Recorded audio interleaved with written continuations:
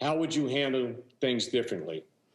Fundamentally differently. And I'm in a little bit of a spot here because I don't want to be attacking the president and the first lady now, because they're now have contracted coronavirus. And Jill and I pray for their quick and full recovery. But our thoughts are with the families and the members you've lost as well. We have to bear the grief of an empty chair, an empty kitchen table chair, of not being able to turn. And I found myself, when I lost folks in my family, you just tend to go and you realize, no, it's never coming back. This isn't about politics. More than 200,000 Americans have died from COVID. 7.3 million have been infected. 30 million have lost paychecks, hours, or their jobs entirely.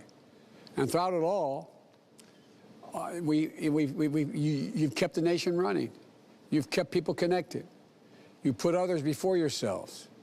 And whether they understand it or not, and I think average Americans do now, we can't thank you enough. It's always been essential, even if the rest of the country is just learning what essential worker really is.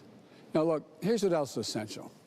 Getting you the support you need to do your job. It's not enough just to praise you. We have to protect and pay you. We have to work as hard work as you do for your communities. Now, here's what I'll do as president.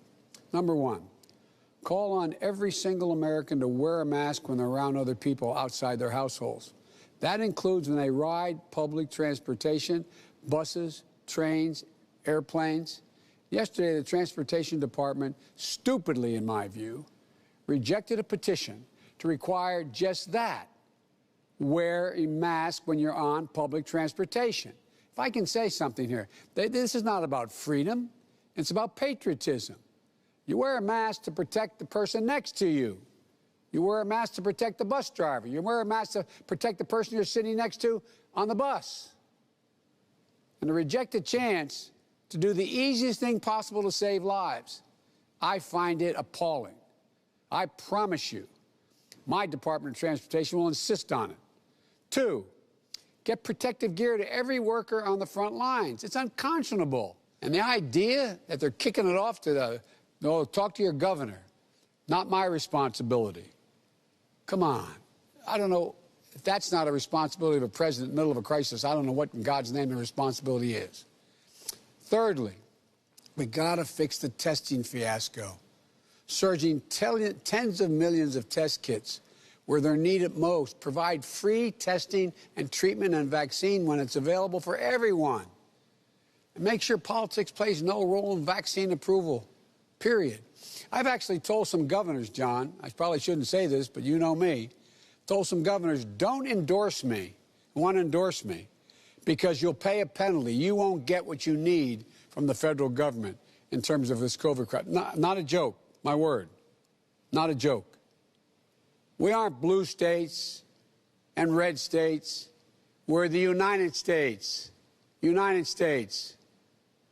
If you elect me president, I'm going to be president for all Americans. I'm running as a Democrat proudly. But I'm going to make sure I'm president for the people who voted against me as much as those who voted for me. This division of our country is just devastating. Fourthly, I'm going to enforce tougher safety standards and get schools and businesses clean safety guidelines and resources to implement them. Tell people stay healthy when they ride with you.